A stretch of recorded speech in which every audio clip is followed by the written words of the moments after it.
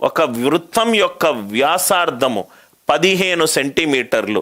Telugu medium వాళ్ళకు ఆ క్వశ్చన్ని నేను తెలుగులో ట్రాన్స్లేట్ చేస్తున్నాను. ఇంకో వృత్తం ఉంది, దాని వ్యాసార్థము 15 సెంటీమీటర్లు. అంటే రైట్, దీని యొక్క సెంటర్ C1 అనుకుందాం, దీని యొక్క సెంటర్ C2 అనుకుందాం. ఇది ఇక్కడ కలుస్తుంది, ఇది ఇక్కడ కలుస్తుంది. ఈ రెండు వృత్తాలు ఈ పాయింట్ దగ్గర కలుస్తుంది. ఆ రెండు పాయింట్లను ఒక లైన్ తోటి కనెక్ట్ చేశాను. ఇక్కడ ఏమేమి ఇచ్చాడు? ఒక వృత్తం యొక్క వ్యాసార్థము 15 అన్నాడు, ఇంకో వృత్తం యొక్క వ్యాసార్థము 10 అన్నాడు. అదేమో 15, ఇదేమో 10. ఇంకేమన్నాడు? ఈ రెండు పాయింట్ల మధ్యలో రైట్ దూరం ఎంత అన్నాడు? 16 అన్నాడు. అంటే ఈ రెండు సెంటర్స్ని కనెక్ట్ చేస్తే ఇది ఎగ్జాక్ట్గా ఒక ప్రాపర్టీ ప్రకారము పర్పెండిక్యులర్ అవుతుంది, దీన్ని ఈక్వల్గా డివైడ్ చేస్తుంది.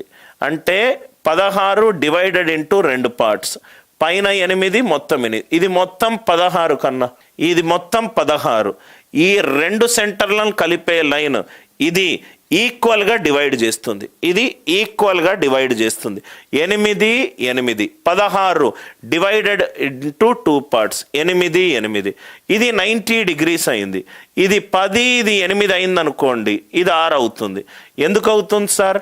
ఒక 90 డిగ్రీస్ త్రిభుజంలో బేసిక్ పైథాగోరియన్ ట్రిప్లెట్ ఏంటి? ఇది 3, ఇది 4, ఇది 5. దీన్ని 2 తోటి మల్టిప్లై చేస్తే ఇది 6, ఇది 8, ఇది 10. నాకు 10, 8, 2 ఇచ్చాడు. మిగిలింది ఏంటి? 6. నాకేమన్నాడు? ఇక్కడి నుంచి ఇక్కడి వరకు అన్నాడు. అరే ఇక్కడి నుంచి ఇక్కడి వరకే నాకు 6 వచ్చింది. ఆన్సర్ 6 ప్లస్ సంథింగ్ ఉండాలి. 6 ప్లస్ సంథింగ్ నాకు కనబడుతుంది ఆన్సర్. మిగతాది చేయాల్సిన అవసరమే లేదు, మిగతాది నేను చేయాల్సిన అవసరమే లేదు. మళ్ళీ ఎక్స్ప్లెయిన్ చేస్తాను. వృత్తంలో మనకు కొన్ని బేసిక్ ప్రాపర్టీస్ తెలిస్తే చాలా ఈజీగా మనకు ఆన్సర్ వస్తుంది. ఒక వృత్తం తీసుకున్నాను, ఈ వృత్తం యొక్క సెంటర్ C1, ఇంకో వృత్తము దాని యొక్క సెంటర్ C2. రైట్, ఈ వృత్తం ఈ పాయింట్ దగ్గర కనెక్ట్ అయింది, ఈ పాయింట్ దగ్గర కనెక్ట్ అయింది. ఈ లైన్ వాల్యూ ఇచ్చాడు. ఎంత ఇచ్చాడు? 16. ఈ రెండు సెంటర్లను ఒక లైన్ కలిపితే ఈ రెండు లంబకోణాలు ఫామ్ అవుతుంది. అంటే ఇది పైన మొత్తం equal divided into 2 equal parts అవుతుంది. ఇది మొత్తం 16, పైన 8, కింద 8. ఇదేమో 8, ఇదేమో 10. 5 రెండ్ల 10, 4 రెండ్ల 8. ఇదేమో 3 రెండ్ల 6. ఇక్కడి నుంచి ఇక్కడ వరకు అడుగుతున్నాడు. అరే ఇక్కడి నుంచి ఇక్కడ వరకే 6 వచ్చింది, ఇక్కడ నుంచి ఇంతవరకు అది ఇంకో వాల్యూ, ఎందుకు టైం వేస్ట్ చేసుకుంటా?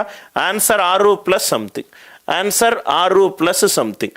Are you all with me? దయచేసి రైట్ అర్థమవుతే ఎస్ అని. నాకు ఒక పార్ట్ ఆన్సర్ వచ్చింది కన్నా, ఇక్కడ నుంచి ఇక్కడ వరకు 6 వచ్చింది. ఆన్సర్ 6 ప్లస్ ఇది ఉండాలి. 6 ప్లస్ ఇది నాకు కనబడుతుంది అయ్యా. నేను ఎందుకు ఇది చేస్తా? √15² -8² ఇదేమో √60. వాడి 6 ప్లస్ సంథింగ్ కనబడ్డప్పుడు రైట్ ఇది ఎందుకు చేస్తాను? Are you all with me? 6 plus నాకు నేను క్వశ్చన్ చదివేటప్పుడు ఒక లెక్కల ఎగ్జామ్ రాసే చెప్పే టీచర్గా చెప్తున్నాను సార్. లెక్క చేసేటప్పుడు ఈ నెక్స్ట్ స్టెప్ వేస్తే ఇంకొంచెం పెద్దగా అవుతుంది, అంటే అది పెద్దగా అవ్వాలంటే ఈ స్టెప్ వేయొద్దు అని మైండ్ క్యాల్కులేషన్ మీరు తెలుసుకొని ఉంటే చాలా ఈజీగా సాల్వ్ చేస్తారు. Are you all with me?